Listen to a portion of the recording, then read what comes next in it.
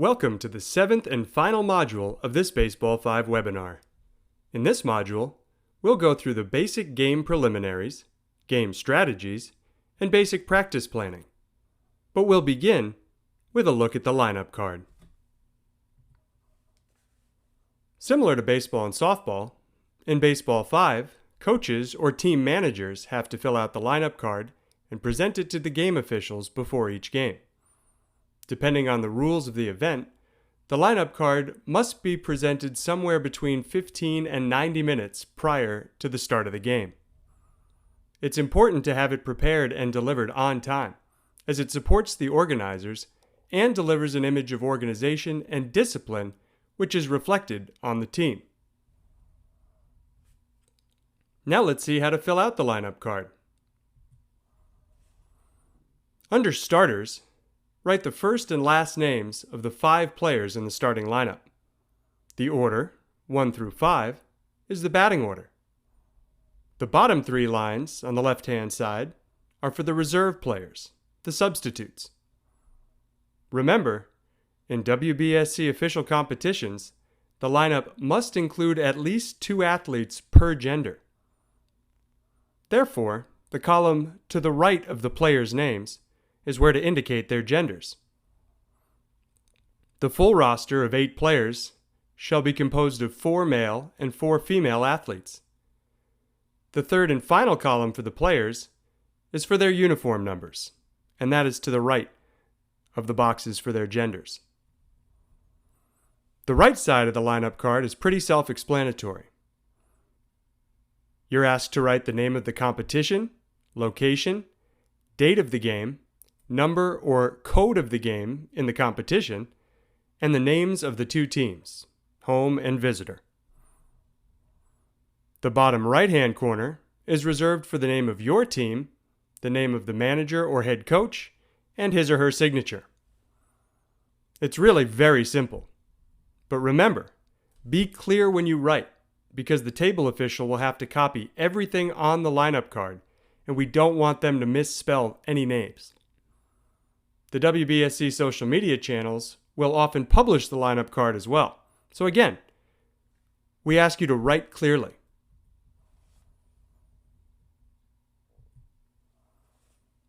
Now we'll talk about game strategies. As you know by now, Baseball5 is a game of speed and quick reactions. Nevertheless, being based on baseball and softball, it's also a highly strategic game. Athletes and coaches need to be able to recognize and adapt quickly to the different game situations. And to help us do that, we're now going to watch an entire Baseball5 game. This game was played 2 years ago in Cuba at the beginning of the Baseball5 experience. Since then, some things have changed in terms of the rules and the field, but it's still an example of a high-level game where we can observe a variety of situations. So we'll now move on to the game itself. If you want to watch it online with commentary, you can do that. But for our purposes, we're going to mute it. So welcome again to Havana, Cuba, the first ever Baseball5 tournament, the final game of that tournament. And we're ready to begin. We're ready, but was the defense ready? You saw that ground ball bounce off the defender and wind up in the stands. So the runner was awarded an extra base. Today, that runner would just be safe at first, but the rules as they were back then permitted him an extra base. Now there's a ball that's grounded to second, and the throw goes into the same set of stands. There was a little bit of a miscommunication. There was a defender breaking down the third base line to cover home plate, but the throw missed him, so the ball went out of play. That would be the same today. The batter would be awarded second base. And we move on with nobody out and a run already in, but there's a line drive that resulted in a double play. A hard hit ball that was caught, and then the tag was applied to the runner. So very quickly now we have 2 outs. And now a ground ball to third with an accurate throw to first for the out that ends the top half of the first inning. You saw how quickly things moved in that inning and how quickly things changed.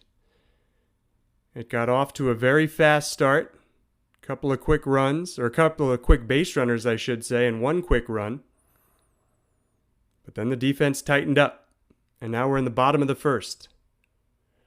And you see a leadoff hit go through the right side. Throw to first base, not in time.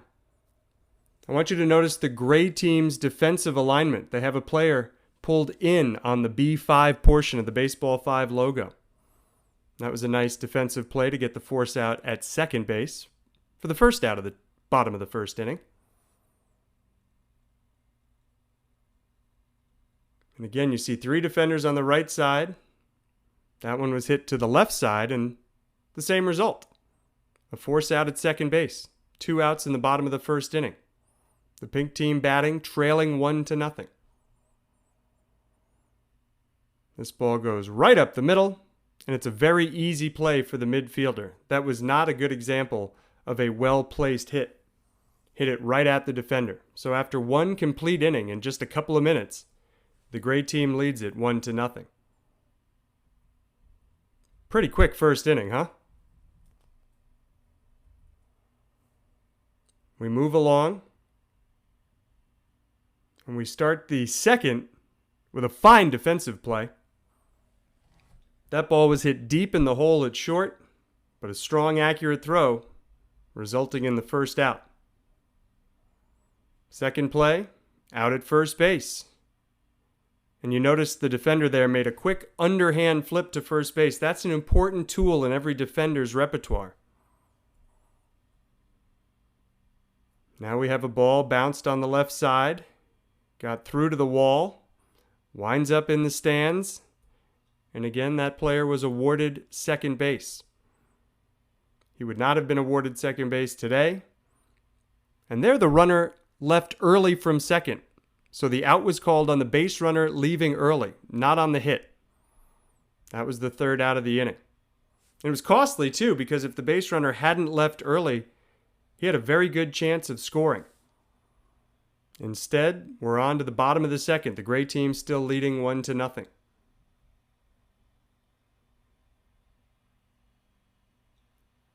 That was an easy play for that drawn-in infielder.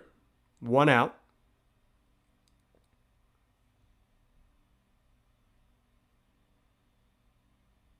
The batter adjusted his feet before the hit, and he's safe at first. He took a look at the defense, decided where he wanted to hit it there, and then hustled up the first base line. So a man on first with 1 out. Now ground ball. Goes through the defenders on the right side between first and second base.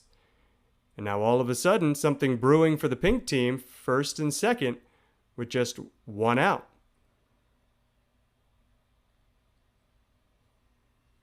Now a ball smashed through the midfielder. That'll bring in a run. And good hustle by the batter to turn it into a double. It's a run-scoring double, and the game is tied. All of a sudden, it's the makings of a big inning for the pink team.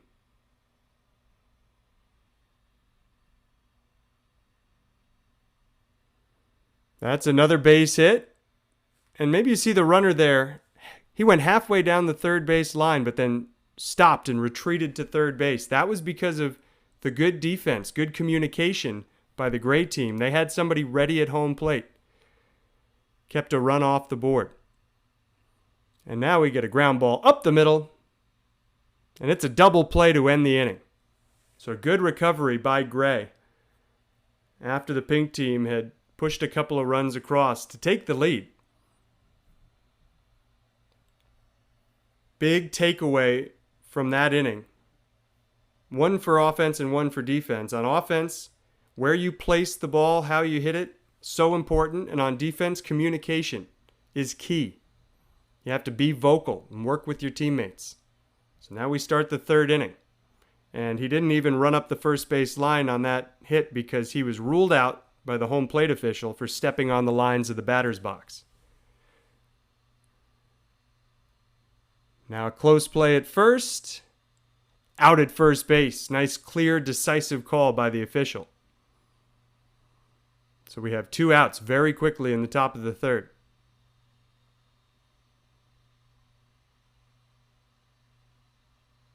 Here's a well-hit ball. And good hustle up the first base line to beat out the throw. Safe at first base. A 2-out base runner.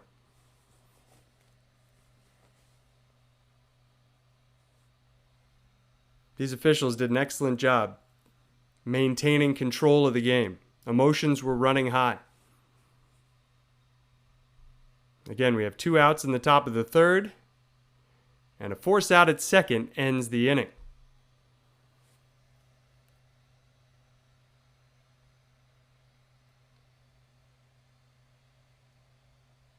So on we go into the bottom of the third inning. It's a tight game. Good defense. The gray team continues to employ a different strategy. They have that defender in on the blacktop.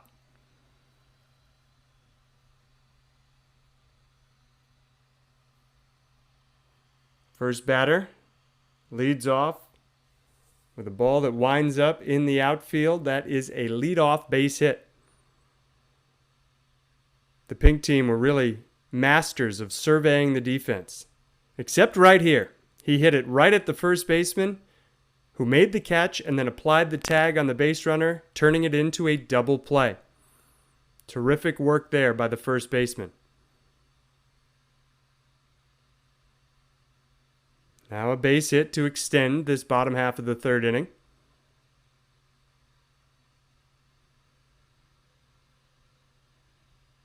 And a poorly placed ball for the force out at second to end the inning.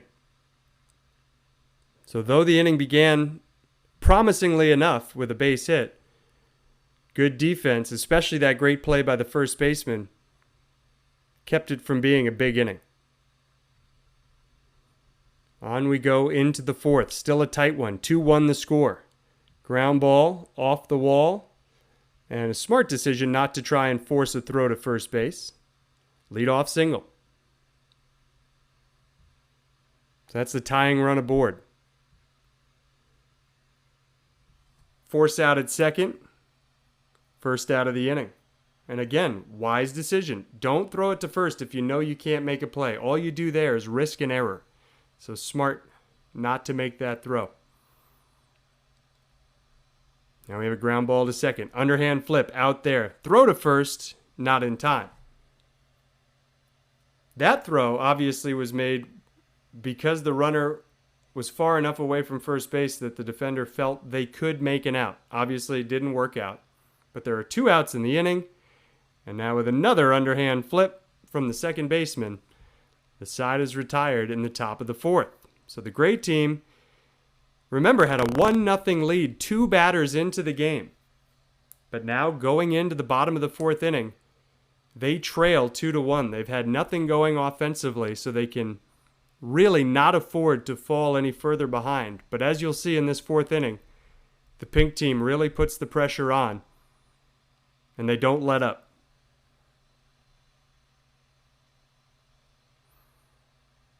Leadoff batter smacks a single between the shortstop and third baseman.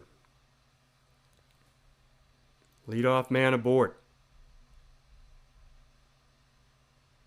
Watch the batter. Look at how he surveys the field, taking note of where the defenders are. Some players just step in and hit it, but watch this. Checks out the alignment, picks his spot, repositions his feet, and hits it exactly where he wanted to, between the first baseman and second baseman, for a second consecutive hit. If there's one thing you remember about this video to teach your players, let it be that moment. How important it is as a batter, not just to whack it, but to do it with purpose. And that was just a little ground out to first base. But the runners advanced, so it's second and third with 1 away. Now watch for something here. We're going to see a base hit. And then the defender is going to try and get time, but it won't be granted. There's the base hit. Run scores. Player asks for time. Time was not granted, and that's really smart base running by the batter to scoot into second base there. The great team still contesting that they tried to ask for time, but as you've learned already, it's up to the officials to grant time, and they didn't feel the ball was dead. So great job by the officials. Run scored. It's 3-1 now. And we're going to have an out for an illegal hit. It was a well-struck ball, but an infraction by the batter for the second out of the inning. Now the players go back to second base and third base. It's a 3-1 game, 2 outs, bottom of the fourth, and a really well-struck ball on the left side brings in another run, so it's 4-1. And remember, in the bottom of the fourth, as the home team with a lead, you're just trying to put on some insurance runs, make it that much harder for the visitor to come back in the top of the fifth. That one bounced off the defender and then hit the wall. And watch the confusion that ensues. But the officials are going to make the right call here. They're going to say it was a valid hit. And that rubbing of the hands together tells you why. A defender touched it before it hit the fence, even though it didn't bounce. If it had hit the fence directly without touching a defender, then that would be an out. But it went off the defender before it went off the wall, so everybody's safe. The run scores. It is now 5-1. And the batter is brought back to first base. You see the great team starting to get frustrated. Now ground ball at the feet of the drawn-in second baseman. That's another smart bit of hitting. Try to hit it at the defender's feet. It's the toughest place to catch it. Base hit, and it is all of a sudden a 6-1 game. Now we have the 9th batter of this bottom of the fourth inning coming up. And he stepped on the batter's box. The camera cut away there. You see a little friendly bump at second base, but that didn't matter. He was called out by the home plate official for stepping on the lines of the batter's box, but the damage was done. 6-1, a 5-run bottom of the fourth inning has the pink team on the verge of claiming the first ever Baseball 5 championship. We'll see what kind of a fight we get from the gray team here in the fifth inning. They need 5 to tie it or 6 to take a lead. Either way, they would force a bottom half of the fifth. Not a good start. Batter was ruled out for stepping on the lines of the batter's box. Attention to detail, so important in this game. That's another out without any work done by the defense. It was a ball lined directly off the outfield fence. So 2 outs. The offensive players eliminating themselves on those first 2 hits. Now a little bit of a careless defensive play. A poor throw, an error. So the batter's awarded an extra base. He goes to second with 2 outs. And there's still a little hope alive for the gray team. Now here's a ball that gets through to defenders. Bounces off the wall. The throw to home plate and the tag at home plate for the out that ends the ball game. And really, remember that play too. Shows you how important communication is and preparation is by your defense. That was a very well-coached, well-prepared pink team. They had a man ready to cover the plate to receive the throw. And also, think about the fact that the base runner slowed down a little bit. If he'd kept running hard, there's a pretty good chance he would have beaten that out and the game would have continued. But hats off to the pink team for a really well-played game. So before we dive into this slide and hitting strategy, just a couple of notes. Hope you enjoyed the breakdown of that game. And as you saw and as you will continue to learn, there's no special plan to win games. Every team just needs to be prepared mentally and physically, and they have to be able to recognize the weaknesses and the strategy of the opponent. A good coach is someone who can adapt their game to the skills of his or her athletes.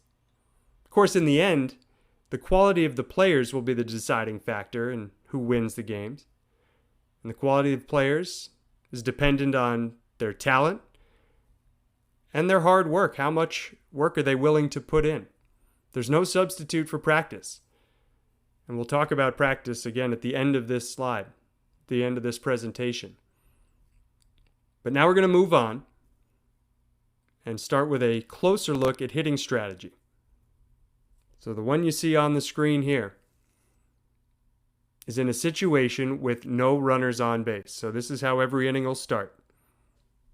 We have the defenders in this image in a relatively basic formation. In fact, an extremely basic formation. Most of the time, when batting with no runners on, the batter tries to find the gap along the third base line or in between the third baseman and shortstop, because even if the defensive player fields the ball there, that's the longest throw that they have to make. And as you just saw in the example game, sometimes with good speed, a player can beat that out, even if it is a good throw. And you see we have the cones in red, numbers 1 and 2. From a previous presentation, you remember the cone drills where your batters get comfortable hitting in those places between defenders. If you have a lefty batter up with nobody on and nobody out, maybe they try to pull it along the first base line. But usually you won't see a left-handed leadoff batter. So yeah, you get used to this target practice. And during a game, you may start identifying weaker defenders, and perhaps this could change your strategy, but this is a good way to start. One note on that: female players often have very good reflexes and quick reaction times, quicker in some cases than their male counterparts. So don't assume that female athletes are the weak link. It's not as simple as just hit it towards the female players. That's not a good strategy. It'll get you into some trouble, as we've seen in the tournaments and games we've played so far. So that's a basic example of no runners on hitting strategy. Now we'll look at the strategy with a runner on first and less than 2 outs. The runner on first is in gray. In this situation, the batter tries to find a gap in between the first baseman and second baseman, or the third baseman and the shortstop. The reason for that is that you want to stay away from the middle of the field where the defense can more easily turn a double play. You also want to stay away from the lines because a foul ball, remember, is an out. You don't get any strikes. A foul ball is an out. So here your goal is at the very least to advance the runner into scoring position, be that second or third base. Stay away from the midfielder. Stay away from a double play. Moving on to a situation with a runner on second base and less than 2 outs. Here the batter tries to find a gap on the right side of the field behind the runner. Again, your primary objective as the batter is to move the runner along, get that runner at the very least to third base. You also want to stay away from the center of the field because there's still some double play possibilities for the defense. If you hit it to the midfielder or the shortstop, you could be looking at a tag him out, throw him out double play. And again, try to stay away from the lines so you don't put yourself in danger of a foul ball being ruled an out. Again, at least try to move that runner to third, and don't hit it to the left side where there's a lot more chance that the defense can turn a double play. And this is something you will have worked on in practice with the cone drills, cones 4 and 5 on the screen. That's where you want to hit it, with a man on second and fewer than 2 outs.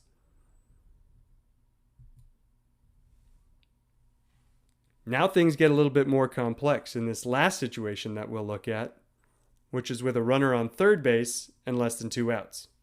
The runner's in gray on third. Here the batter tries to find a gap in the center of the field, forcing the longest possible throw to home plate in terms of distance. However, if there's also a runner at first base, things change because you'd kind of want to avoid the middle of the field and avoid a double play possibility. Hitting the ball to first base is not usually the best option here because with the third baseman covering home, the throw from first is the easiest play for the defense to make at home plate. So you're trying to find gaps on the left side and up the middle. And your players, your hitters, will have all practiced hitting those gaps. So when it comes time to do it in a game situation, they're prepared. Third baseman, we should also note, oftentimes plays in front of the bag when there's a runner on third. That way they can go in towards home plate to take a throw. So, as a hitter, you want to take note of that. Is the third baseman in tight? If they are, like we saw in the last video, though it was the shortstop, not the third baseman, but if there's a defender in tight, try to hit something at their feet, because it's really hard to react that quickly and make a play when you're in close and the ball is hit at your feet. So these are just some examples. And obviously, your team will have different strengths and different strategies, but something to think about as you start to build your strategy. In previous modules, we covered standard hitting strategy with runners on all bases. So once this webinar is over, please review what we've suggested and then watch the full game again. I'm sure you'll realize something new each time you watch it, and there's a lot to take away from that one game that's not even 20 minutes long. Really a perfect example of Baseball5. Now we'll move on to the final piece of this presentation, practice planning. We'll discuss practice and the ways that you can best set up your team for success. Of course, there's not a one-size-fits-all perfect plan that works for everybody. You know the availability of your players, availability of equipment, time, space, fields, etc. So just try to adapt these ideas that we're going to present to your situation. Be flexible.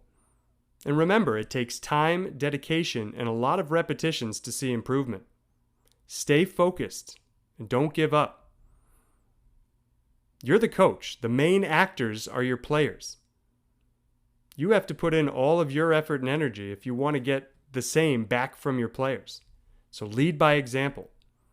Your players will win the games, but you can prepare them to be winners. That being said, we'll now go through the WBSC Coach Commission pillars, our coaching philosophy. It takes time to find the right structure. You must build the foundation.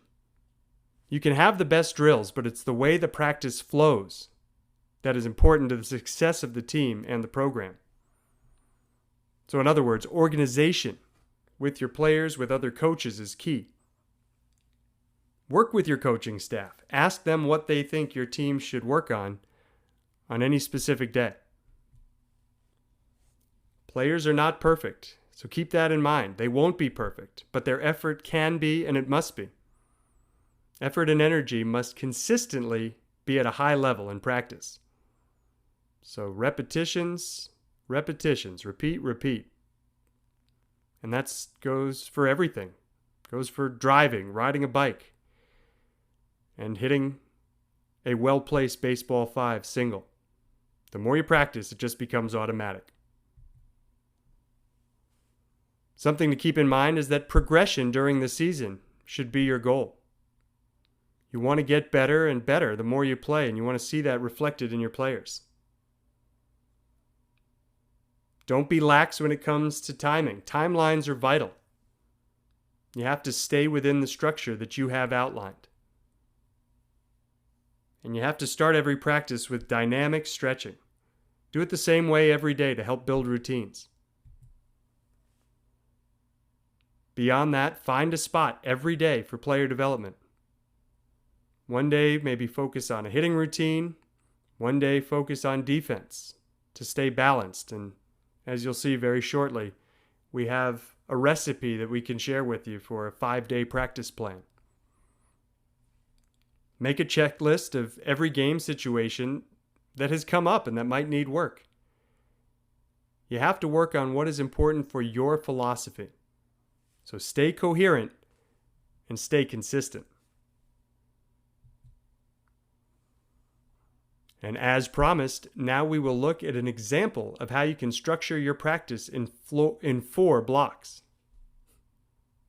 The 4 blocks we have outlined here are a 15 to 30 minute warm-up, stretching, and catch period, 20 to 30 minutes of player development, where you work on improvement of one of the fundamentals through drills. And those fundamentals could be base running one day, catch and throw, fielding, hitting. Mix it up so it's not the same every day. After you work on player development, we suggest 20 to 30 minutes of routine drills for game situations. And then finally, you can close practice with a game where you put in play everything that you did in the previous blocks. Don't try to do everything every day. Focus on something specific for the day and try to achieve a specific goal. Something that I want to add that you see at the bottom of the slide is very important, and we'll talk about it as we go through the example days, is that you have to give your players time to absorb what they're learning. Take a 5-minute break after every topic. Give your players time to drink, reset their mind, and rest their bodies, get ready for what's next. And then after everything's done, we suggest closing with a 5-minute debrief to discuss what was accomplished with the players. So now we'll see a sample plan of 5 different practice days. Doesn't matter if you practice twice a week, 3 times a week, or even just 1 day a week. You should do it in a cycle of 5 practices. And once you've completed your 5 practices, if you did it in a week, if you did it in 3 weeks, go back to number 1 and keep your players in a good routine. So here's an example of day 1. It begins with the warm-up and catch period. And remember the order of warm-ups: dynamic stretching, dynamic exercises, I should say, then more traditional stretching and catch. And on our day 1 for player development, we'll work on hitting technique. Sometimes you don't even have players hitting the ball when they're working on their technique. After that, you move on to the routine portion of practice, and it's having your defensive players get ready to field hard hit balls and throwing to first base. And we say have them work on the throw to first base on day 1 because it's the most common play. So once you've worked on those 3 pieces, then you get into a game and you put it into action, everything that you've been working on and talking about. Moving on to day 2. Dynamic exercises, stretching, and catch to get everybody loose, everybody warmed up and mentally alert. Then for player development on day 2, we suggest fielding drills. And you may have come up with some of these on your own, or you may have used some of our examples from previous modules. After fielding practice, get into batting practice. And day 2 is a great time to bring out those cones or whatever markers you have and have them hit in between the cones, in between defenders. Have your players hitting with a purpose, not just smacking the ball out there. After that, try to put that batting practice, those cone drills, into a game situation, while at the same time having your fielders do the same. Day 3, your players are getting into the routine of these dynamic exercises, stretching, and catch. And then we're going to get into base running, because it's really important how quickly you get out of the batter's box. And also, it's important to be able to stop yourself at first base in that safe area that we've talked about. So work both on getting out of the box quickly, but also slamming on the brakes once you've reached first base safe. You don't want to have to be tagged out when you were at first ruled safe because you overran the safe area, which we saw in an earlier example. Then after your base running drills, more defense drills. More hard hit balls. This time with your players working on throwing to second base, because as you just saw in the example video, it's almost as common to make outs at second as it is at first.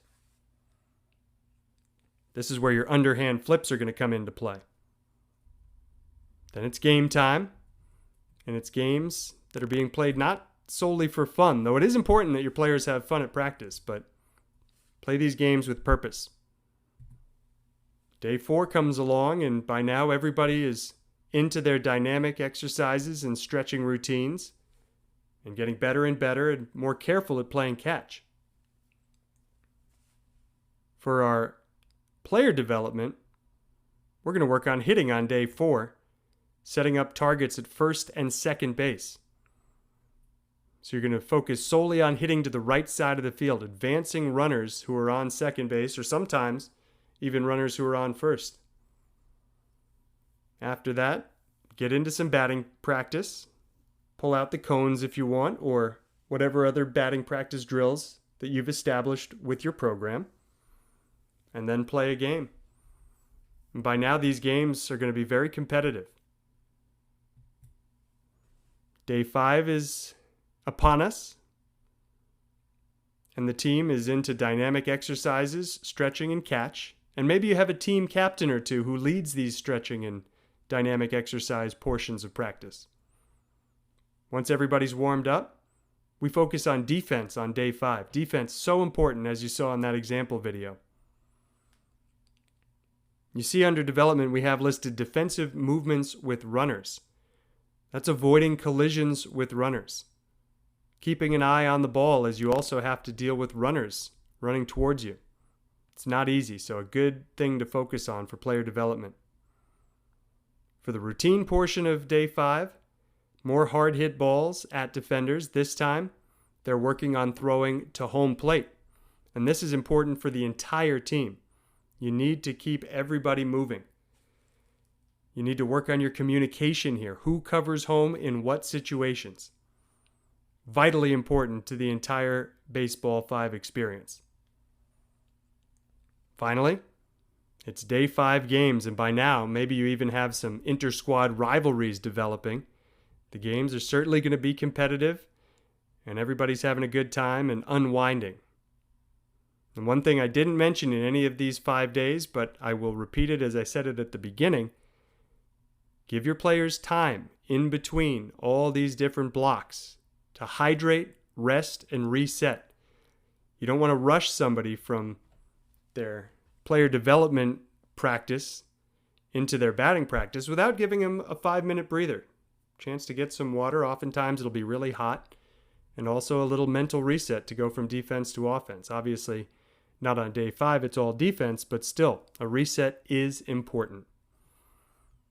So with all that said, we'll remind you that this is just an example of a 5-day practice plan, and we don't expect you to follow it to the letter. But it is a great guide to set up your team for success. And with that, ladies and gentlemen, our Baseball5 webinar has come to an end.